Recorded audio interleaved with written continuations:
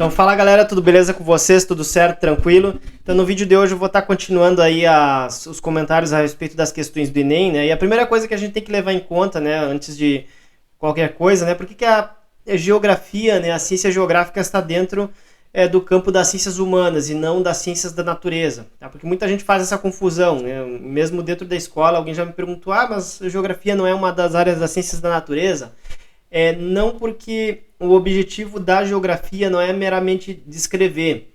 Tá? Quando a gente fala, por exemplo, de ciências como a química ou a física, por exemplo, ou até mesmo a biologia, né, em menor grau talvez, né, mas especialmente a química e a física, elas têm muito o objetivo de descrever, né, as relações de causa e efeito entre os fenômenos naturais aí. No caso, a física são as forças da natureza, né, e na química são os elementos da natureza, enquanto na geografia nós estamos falando de um conceito mais amplo, que é o conceito de espaço geográfico, que ele é construído não apenas por forças da natureza, mas também pela ação humana. Tá? Então essa relação sistêmica entre a natureza e seus ciclos, né, ciclo da água, ciclo dos ventos, ciclo geológico, interagindo aí com os seres humanos e as dinâmicas da população, as dinâmicas da economia, as dinâmicas da geopolítica e dos conflitos territoriais, tá?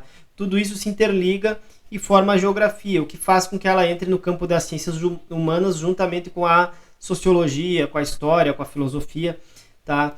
E a gente tem essas análises, por exemplo, de impactos ambientais muito forte em questões do Enem dentro das áreas do conhecimento da geografia, tá? Então, entendendo de como o ser humano afeta a natureza ou é afetado por ela, especialmente problemas envolvendo aí o espaço urbano, que é a questão que eu vou comentar agora, tá?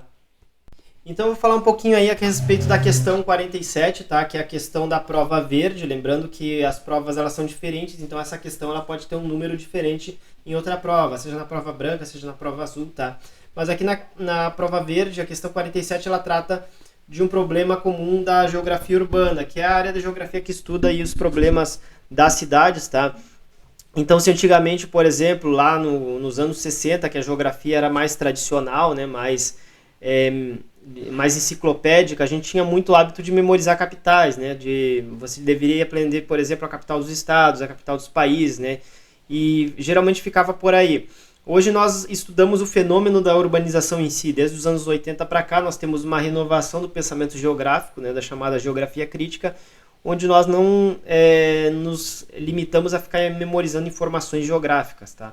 Então não basta saber quais são as principais cidades, os principais centros urbanos do mundo, né?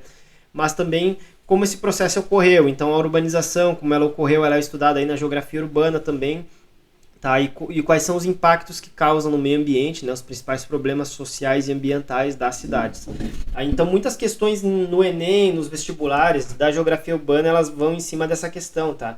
E saber analisar quais são os problemas dos centros urbanos e quais são as possíveis soluções. Então vocês devem estar atentos a isso. Aqui no caso fala o seguinte: a mudança do clima nas cidades brasileiras é um desafio de adaptação e equidade. Inundações, alagamentos e ondas de calor são cada vez mais frequentes e intensas. Cidades precisam se adaptar com urgência, a começar pelas áreas e populações mais vulneráveis. Implementar soluções baseadas na natureza de forma sistêmica pode contribuir para a redução de desastres relacionados às mudanças do clima e ainda gerar múltiplos benefícios para a economia, o ambiente e as pessoas. Qual medida atenua os problemas abordados no texto?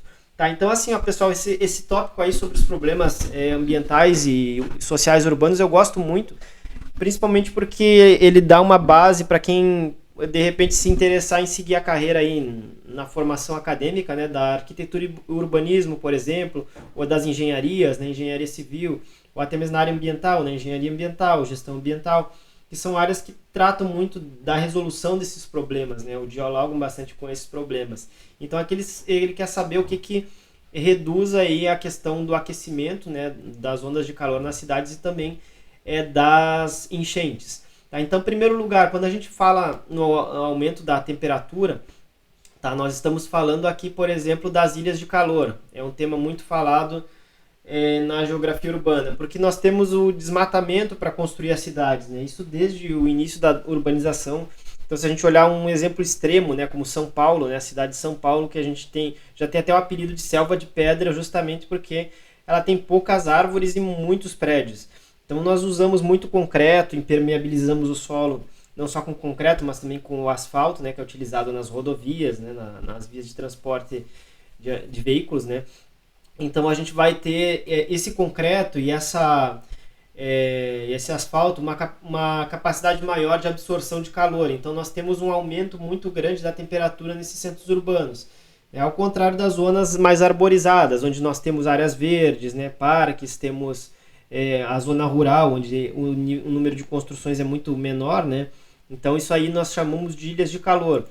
E qual é a possível solução disso? Obviamente a gente tem um equilíbrio, né, entre essas construções, desmatar menos, reservar mais áreas verdes, que é uma bandeira que eu particularmente, assim como educador, como alguém que tem essa consciência ambiental, defende, né, que em nossas cidades a gente tenha mais o zoneamento maior de áreas verdes, né, de parques, enfim, de áreas com maior nível de arborização. Tá? Então a gente tem essas diferenças. Aqui tem outra imagem também que representa aqui as ilhas de calor, né? Vou dar um zoom nelas aqui, onde a zona rural ela tende a ser menos quente. E outro impacto que tem aí também, especialmente o asfalto, né? A impermeabilização do solo, em relação ao escoamento superficial, principalmente aí da água das chuvas, né? Tá? Então, quando nós construímos uma cidade, nós fazemos perto aí de regiões onde tem um fluxo hidrológico, seja de rios, seja de águas de chuvas, né? Então, quando nós desmatamos, construímos vários prédios, colocamos asfalto, concreto, esse escoamento fica muito mais alto, né?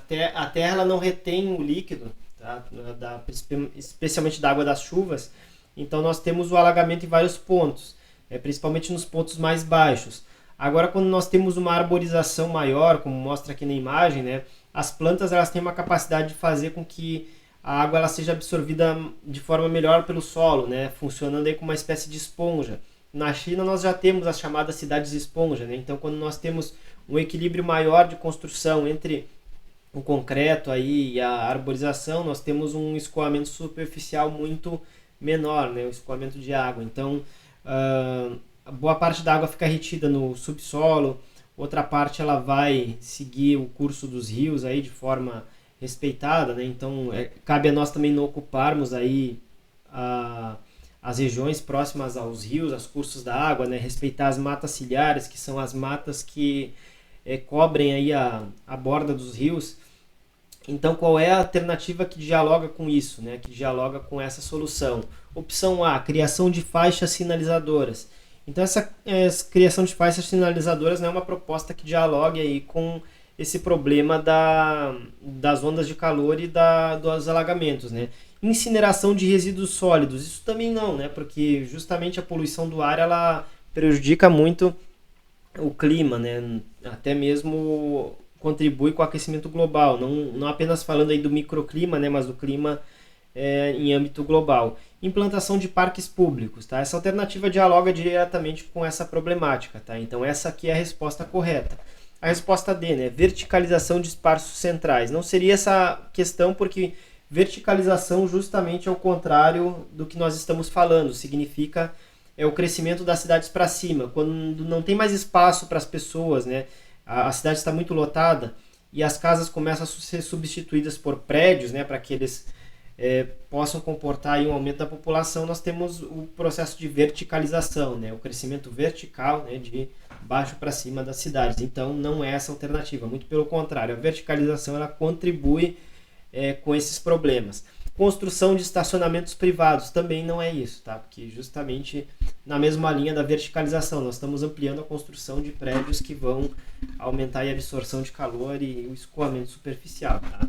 Então é questãozinha aí não muito difícil, tá? É só ir eliminando as questões que não dialogam, né?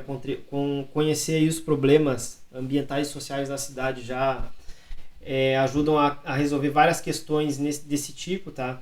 Eu vou comentando outras questões de forma separada, tá? Não vou fazer de forma conjunta que nem eu fiz no outro vídeo, de temas semelhantes, porque aí a gente pode estar explorando mais o tema, né? O tópico, o conteúdo. Então eu posso estar comentando a questão e explorando de forma mais específica os conteúdos que tratam a questão, né? Que já ajudam a preparar para um próximo Enem, para quem for fazer de novo também, né? tá? Então sigam acompanhando aí os vídeos, que eu vou fazer uma sequência bem boa aí a partir das provas do Enem, tá? E ativem o sininho, deixem o like de vocês, né? Não esqueçam de ativar o sino para justamente acompanhar a sequência de vídeos do Enem, tá? Eu fico com vocês por aqui, até o próximo vídeo. Valeu!